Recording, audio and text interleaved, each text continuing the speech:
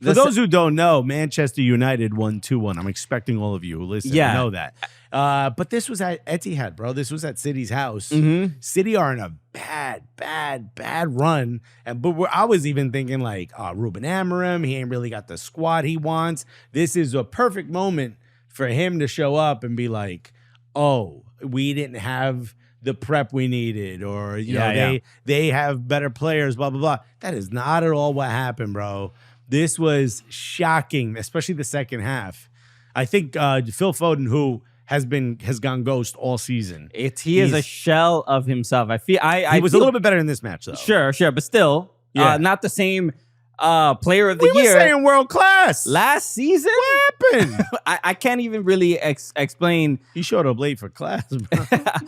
I'm not saying that Phil Foden needs to do anything that extreme. But I think it's what you're saying is Phil. It is kind of tell Elway you'll see him later. Who do we blame? Because it's not just on Phil Foden, but you almost expect that individual efforts from certain players, almost regardless if Pep is the manager or not. I think for Manchester City, it's a multitude of problems. Okay, I think you don't have the depth that you had. Right, you've got more injuries. The Ballon d'Or winner is out, and I know people are like, that can't only be it. That's a significant part, especially when you watch a team like Manchester United scored 2 goals in mere minutes. So apparently the penalty from Bruno Fernandes and the goal from Amad Diallo were 115 seconds apart. Literally, sorry, mere minute. You know what I mean? It's ridiculous. When you see that, and I think Phil Foden, to your point, after the match said, it feels like we're playing youth football. You know, so they score one, and we almost already know they're going to score another one quickly. Yeah. So they're even telling you that they're unprepared, that they're lacking. I think it's very simple, right? When you don't have a guy like Rodri who can paper over the cracks that he did for years, bro, he was stopping like progressive attacks right in their moment. Look at the second goal. Lisandro Martinez has a grip of time on the ball. We're talking about a center back. No pressure. We're talking about a center back, bro. Yeah. And he has got nobody on him. That's the guy you want to pressure. He's probably not good with the ball at his feet. And he had the opportunity to find the pass. And I was watching this game, and the whole time I'm like, yo, Jallo. I was getting PTSD from watching Gabriel Martinelli. If you're getting the ball, bro, run at a defender, run into the space. If you know their fullbacks and their center backs are Mateus Nunes, whatever. What's your name? Matthew. He is Brazilian, I believe. Yeah, whatever he is, he's not good enough for City. This guy, supposed to be a left back, he was finding himself all the way up as a winger.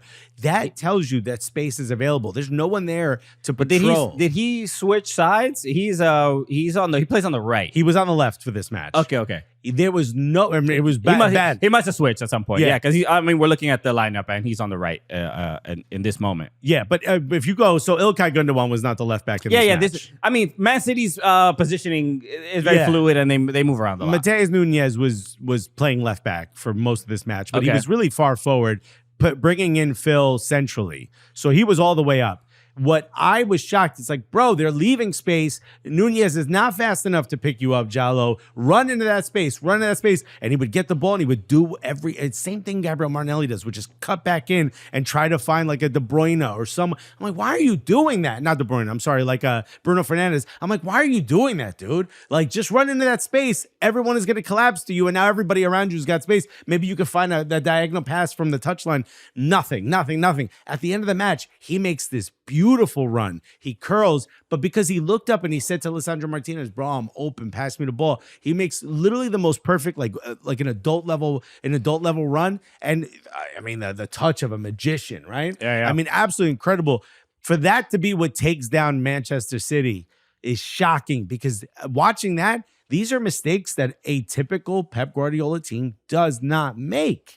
It is shocking, and people are like, it can't just be Rodri. Dude, Rodri's one of the pieces, but when you need 2 or 3 players to do what Rodri could do on his own, where are those players coming from? You're leaving space open. Yeah, I mean, and we got a lot of, lovely, I don't know if it's a new meme, or, Pep with holding up the 6 titles last week. to this, to just seeing him absolutely miserable after they. What is this? What's 5 supposed to be? I don't know what 5 is supposed to mean, but he did this towards the camera after the. Did you hear that he locked himself in his office for like a few days? Didn't leave? I did not hear this. Yeah, apparently he's like stayed in his office. I mean, he must have a shower, right? He's been there for a long time. He must have the ability to shower. There, plus it's the training ground, so yeah, maybe he could just. He's like, I haven't earned the shower. Yeah, bro.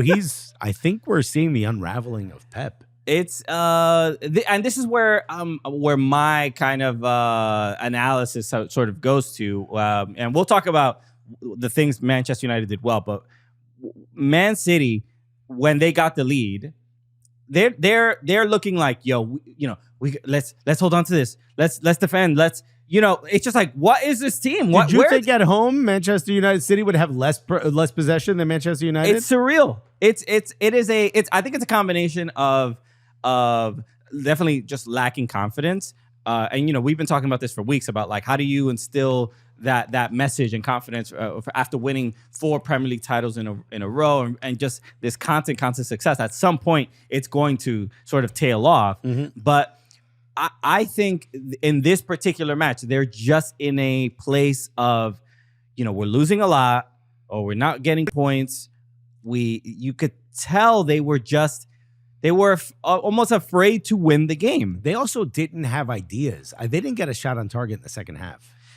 Manchester City we're talking about. I think we're at a point where maybe Pep is kind of figured out. I mean, I don't know if it's figured out. I just don't think he has the tools to make the changes he needs to make. You know what I mean? Remember back in the day, like he would give like Kyle Walker like a solid 4 or 5 games off and then bring him back in. He was refreshed. His battery was recharged. Mm-hmm. You had other people to take places. Now you don't have that. Yeah. But I do also think after years and years and years of success in the Premier League, at some point, managers are going to be like, all right, I'm not going to get burned again in this particular way. And even though Pep doesn't have the same amount of tools that he normally does to be able to solve problems, mm-hmm.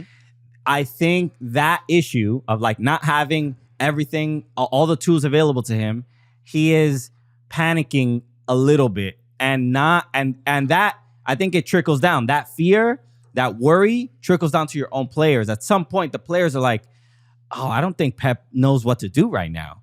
And I don't know that I agree. I get where you're coming from. But the mistakes, what is the ball he gives away to Diallo, mm-hmm. that he's trying to pass it back to Ederson?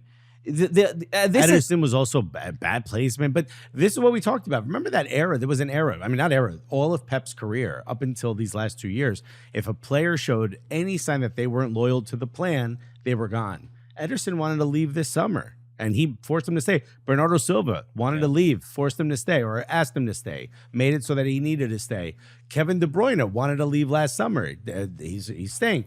Who are the players? 2 of the players that I just mentioned played horrific in this match. Bernardo Silva maybe had 30 touches. Maybe. If I'm wrong, I don't know. If you could look that up, Carter. I'm shocked at how badly some of these players are playing. We talked about Phil Foden. This dude has been gone, bro. Yeah.